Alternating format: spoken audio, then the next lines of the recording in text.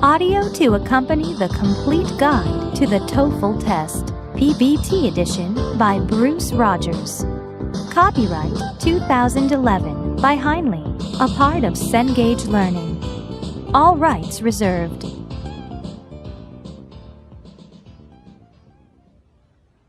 Practice Test 2, Section 1, Listening Comprehension. Find the directions for this test in your textbook and read along with them as they are read to you on the tape. This section tests your ability to comprehend spoken English. It is divided into 3 parts, each with its own directions. You are not permitted to turn the page during the reading of the directions or to take notes at any time. Part A. Directions. Each item in this part consists of a brief conversation involving 2 speakers.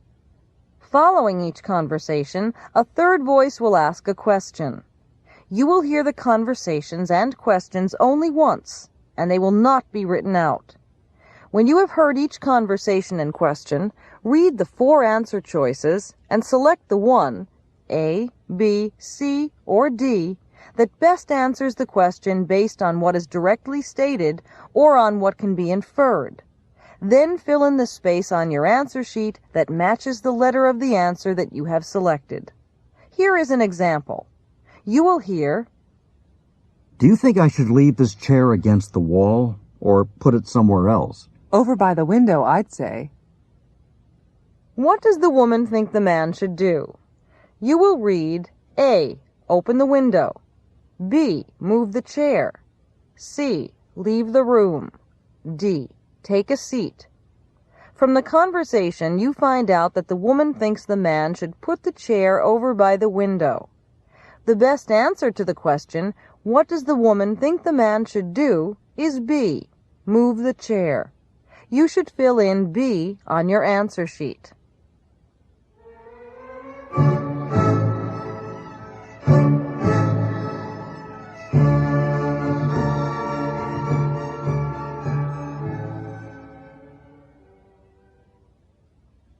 Now let's begin with the first conversation. Number 1. So are you still planning to fly to Orlando for your vacation? Not the way airfares have been going up. What does the man mean?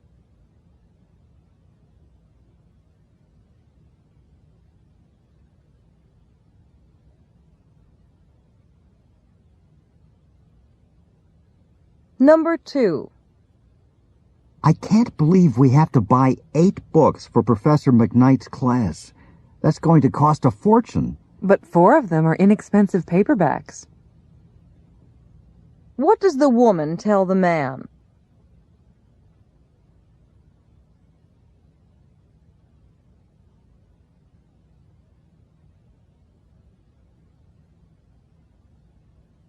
Number 3. You still planning to play golf this afternoon? I don't think so. It looks a lot like rain to me. What does the woman mean?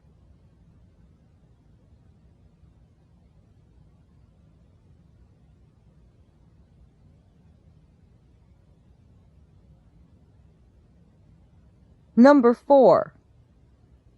Can everyone in the class meet in the library on Friday? Everyone but Lisa. What does the man mean?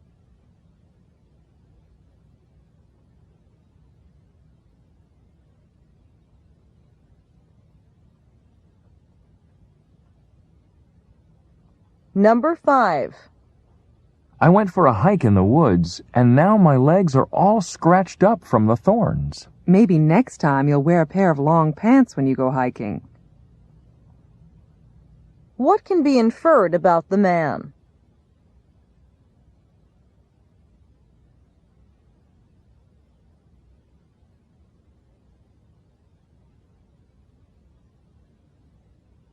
Number 6. So, Rob, what are you going to do with your free afternoon? I thought I'd pay Michelle a visit. What does Rob mean?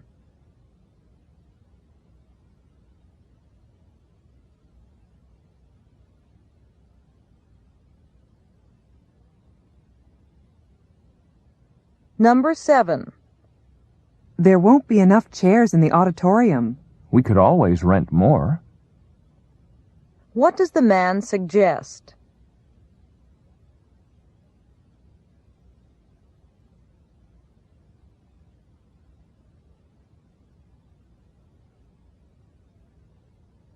Number 8. What does that sign say? I can't quite make it out either. What does the man tell the woman?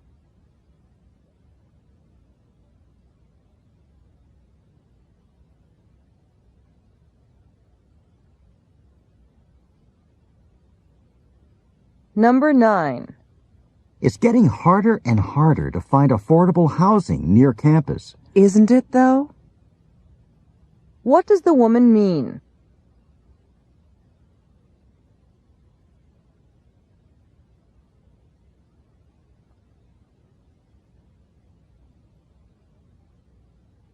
Number 10. I'm going to go now. You'd better hurry. They're almost sold out of tickets for Saturday's game. Where is the man probably going to go next?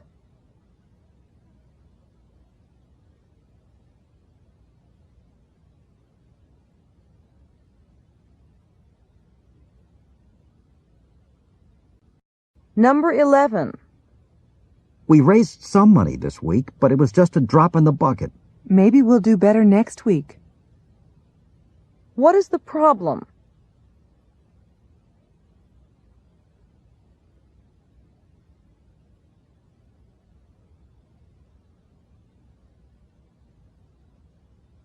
Number 12. Tell me, what do you think of our waiter? Kind of rude, isn't he? What is the woman's opinion of the waiter?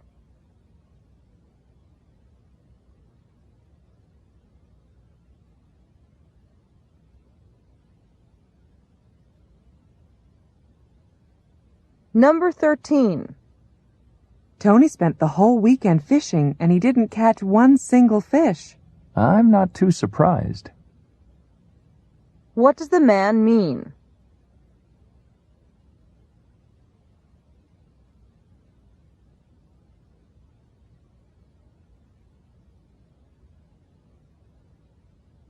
Number 14. I need a few more minutes to fill out this form. Take your time. What does the woman tell the man?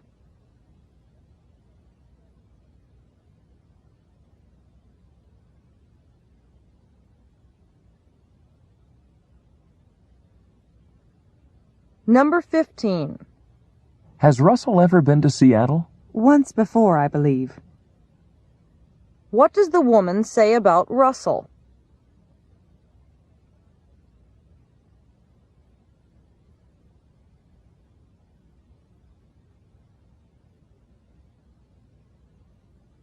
Number 16.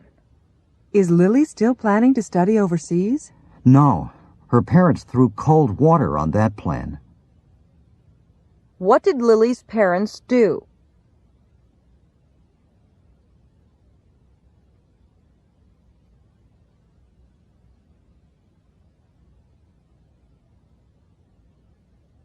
Number 17. David, do you think that the music was too loud? Well, no, not if you wanted the people across town to hear it. What does David imply about the music?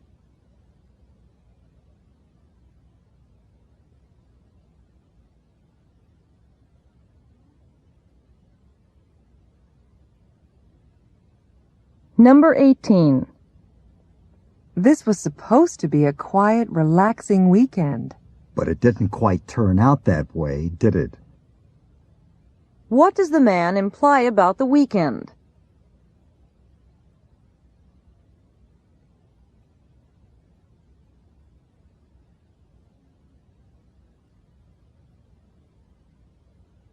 Number 19. The front door to the lab was unlocked on Saturday morning. Really? That's strange. What can be inferred from this conversation?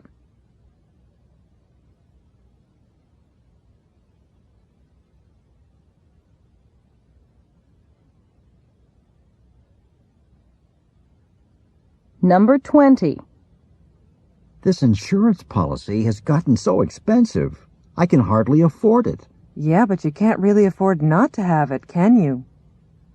What does the woman tell the man?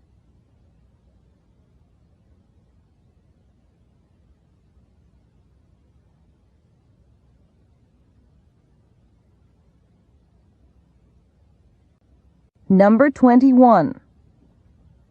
Did Morgan pass the test? Pass it with flying colors. What does the man say about Morgan?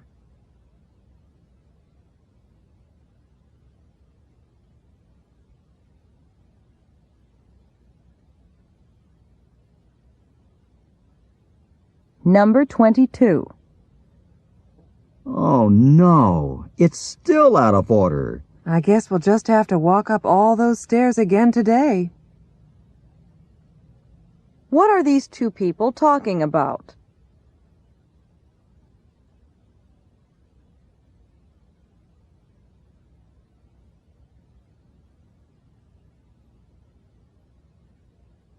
Number 23.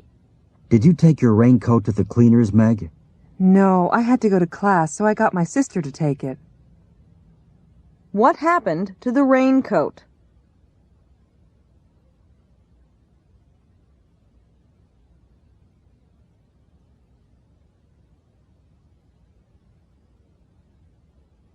Number 24. The schedule says we have to attend an orientation session before we can register. That's just for new students. What can be inferred about these two speakers?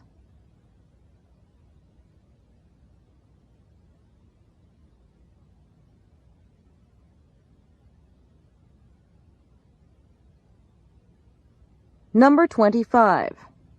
So, Doug, are you looking forward to helping your brother move this weekend? Well, there are a couple of other ways I'd rather spend my weekend. What does Doug mean?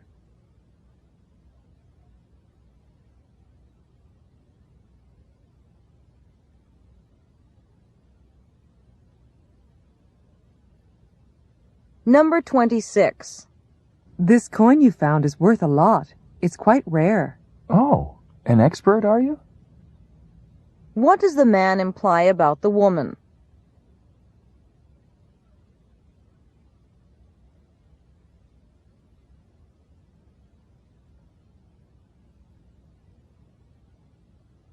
Number 27.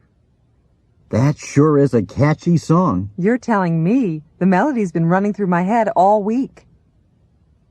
What can be concluded about the song?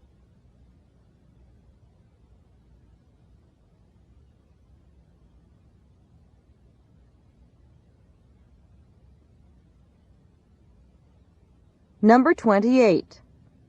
You look great in this picture, Larry. Look how you're smiling. So you did take that picture of me after all. What had the man originally assumed?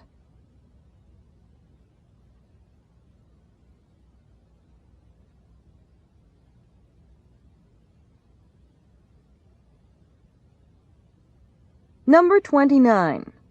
Hotel rooms along the beach must be very expensive. Not now. During the off-season, they're dirt cheap. What does the man say about the hotel rooms?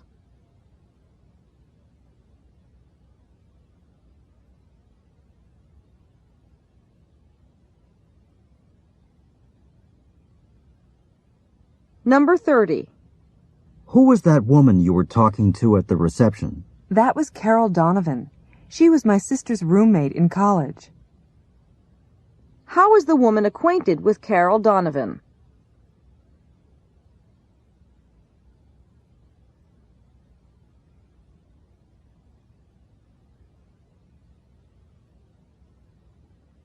This is the end of Part A. Go on to Part B.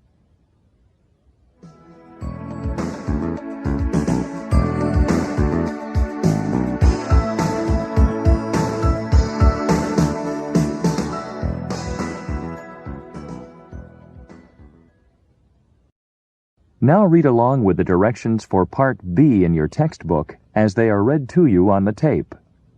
Part B. Directions. This part of the test consists of extended conversations between two speakers. After each of these conversations, there are a number of questions. You will hear each conversation and question only once, and the questions are not written out. When you have heard the questions, read the 4 answer choices and select the one, A, B, C, or D, that best answers the question based on what is directly stated or on what can be inferred.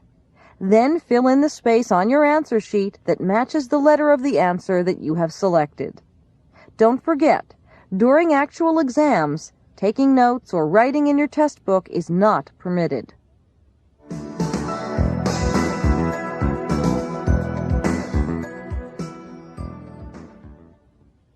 Now let's begin Part B with the first conversation.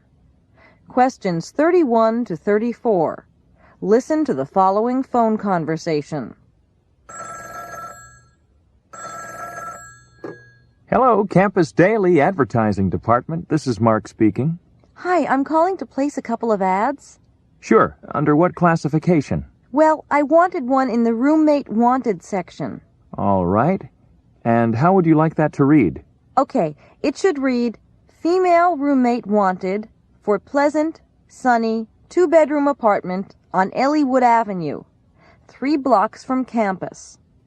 Share rent and utilities. Available September 1st. Call between 5 and 9 p.m. and ask for Cecilia. Fine. And what about your other ad? That one I'd like under Merchandise for Sale, and I'd like it to read, Matching blue and white sofa and easy chair. Excellent condition. $350 or best offer. Call between 5 and 9 p.m. and ask for Cecilia. Did you get all that? Uh-huh. You'll want your phone numbers on these, right? Oh, sure. Thanks for reminding me. It's 555-6972. And how long do you want these ads to run? For a week, I suppose. How much would that be? It's $5 a week per line. Each of your ads will take up 3 lines, so that's $15 per ad. Number 31. Where does Mark work?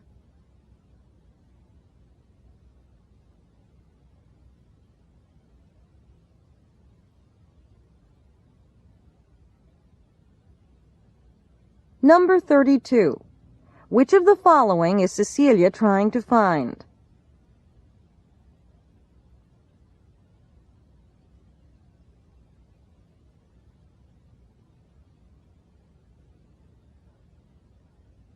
Number 33. Which of the following does Cecilia initially forget to tell Mark?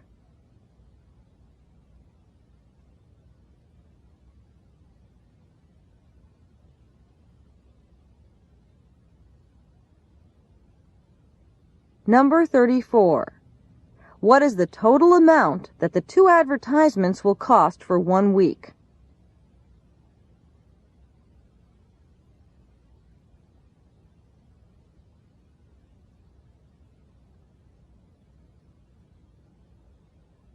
Questions 35 to 38. Listen to the following conversation. I'm sorry I'm late, Cindy. That's all right, Joe. My house isn't that easy to find. But you know, you wouldn't have gotten lost if you'd had a smart car. A smart car? What's that? I just read a magazine article about some new technology that can make a car smart. One device is a computerized map display and a synthesized voice. You just enter the address where you want to go, and the voice tells you how to get there, street by street. Hey, that's just like my brother. He never gets lost, and he's always telling me the best route. So what else will smart cars be able to do? Well, the article said that they'll be equipped with radar warning systems that will warn drivers if they're getting too close to other cars with an alarm signal. And they'll even put on the brakes if the drivers don't. Tell me, Cindy, will these cars be smart enough to fill themselves up with gas? Not that I know of. Why do you ask? Well, I'm not late because I got lost. I'm late because I ran out of gas on the way over here. Number 35. Where did Cindy get her information about smart cars?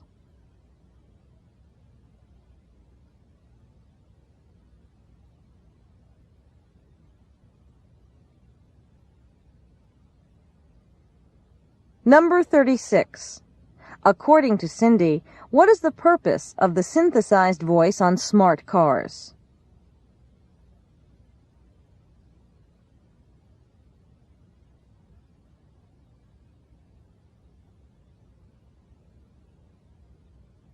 Number 37.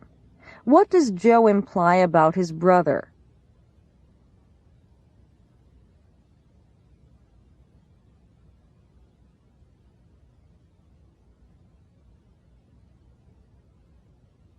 Number 38.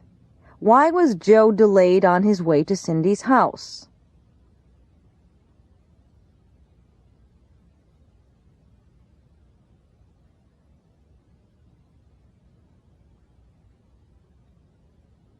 This is the end of Part B. Go on to Part C.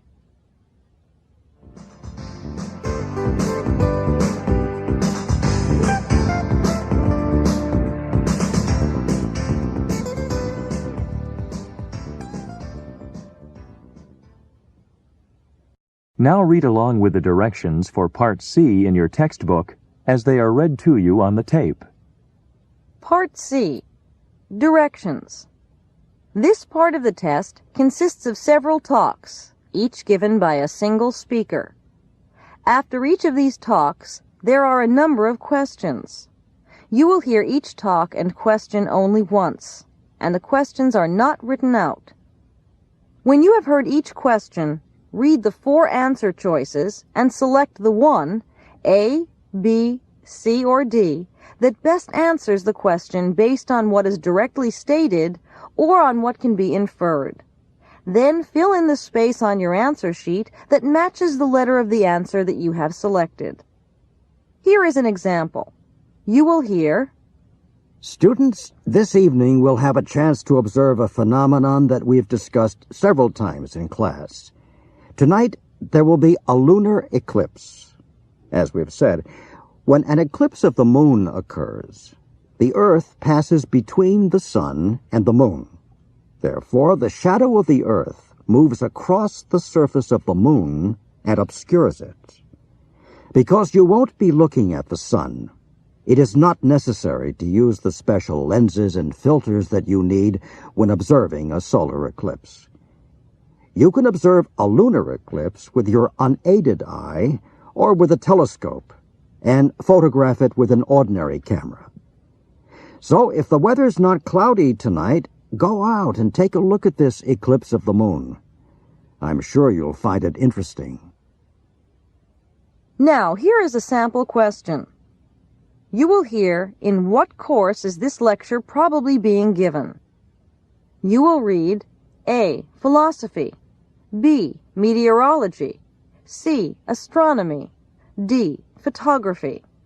The lecture concerns a lunar eclipse, a topic that would typically be discussed in an astronomy class. The choice that best answers the question, in what course is this lecture probably being given, is C, Astronomy. You should fill in C on your answer sheet. Here is another sample question.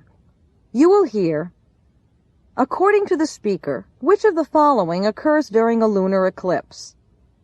You will read, A, the Earth's shadow moves across the moon. B, clouds block the view of the moon.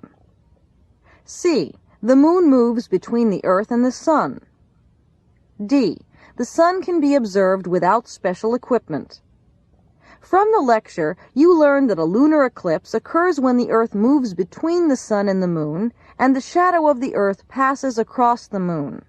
The choice that best answers the question, according to the speaker, which of the following occurs during a lunar eclipse, is A, the Earth's shadow moves across the moon.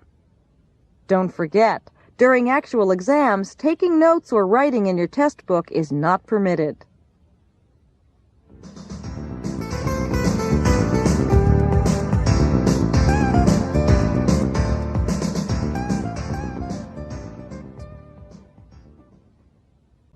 Now let's begin Part C with the first talk. Questions 39 to 42.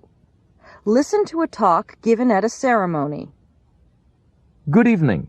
I'd like to welcome the president of Colton College, the chancellors, the administrators, my fellow faculty members, and the students to the Academic Excellence Awards Night. Our first award for Faculty Member of the Year goes to Professor Patricia Callahan. I'm particularly pleased that this year's winner is from my own department. Professor Callahan has been at Colton College for a total of 8 years now, 2 as a graduate student and 6 as a faculty member.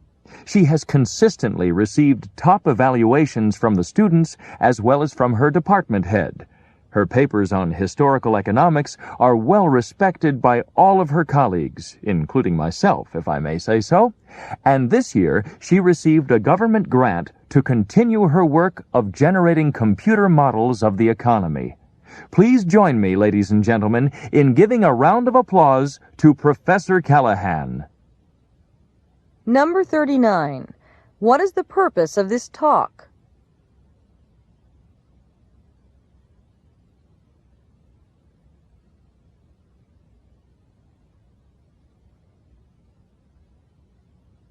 Number 40.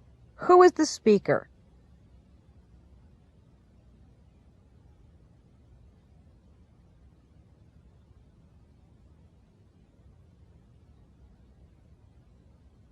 Number 41. What subject does Professor Callahan probably teach?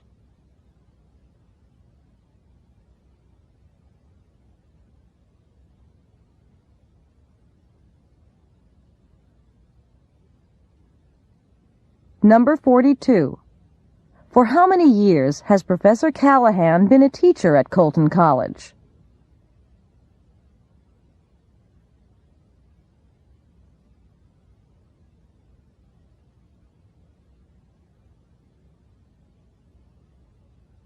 Questions 43 to 46. Listen to the following announcement. Good morning, listeners. This is KUNI, Campus Radio, with the local news. Did you have any trouble getting around in traffic downtown this morning? Several streets are blocked off because of the bicycle races that are taking place today and for the next 4 days. Some races will be taking place downtown, some in Woodland Park on the north side of town, and some on campus. Long-distance road races will be held in the countryside nearby. Our own university is fielding a team to compete for prizes and glory. So come on out and cheer them on. And say, if you found yourself caught in traffic this morning, I suggest that you ride your own bike to class or to work tomorrow. Number 43. Who is the speaker?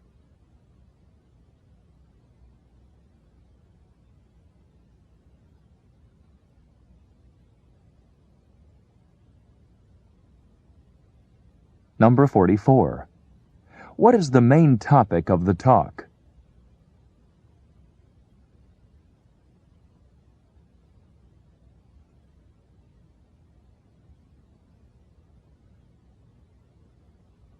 Number 45.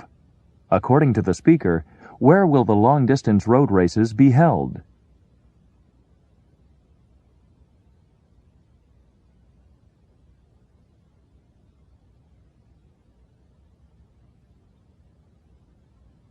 Number 46. What does the speaker suggest that his listeners do the next morning?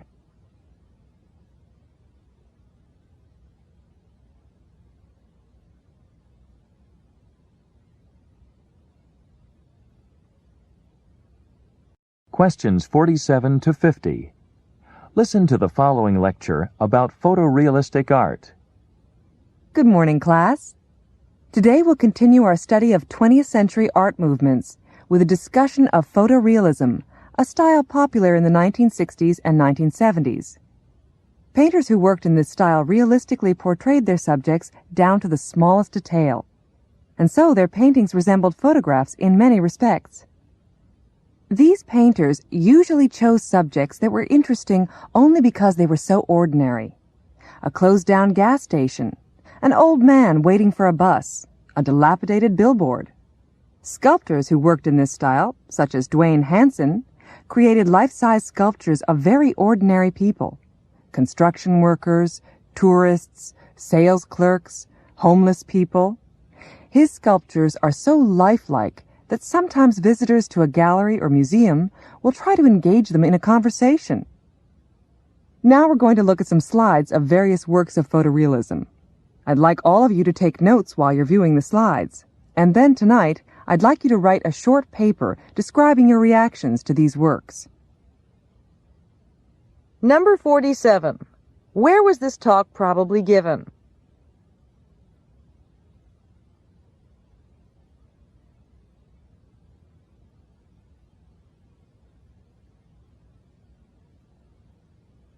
Number 48. Which of the following would be the most likely subject of a photorealistic painting?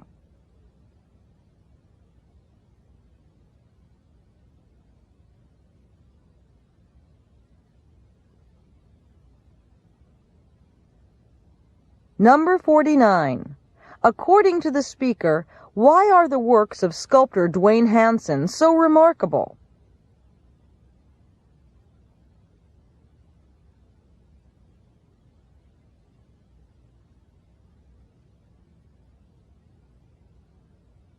Number 50. What will the audience for this talk do next?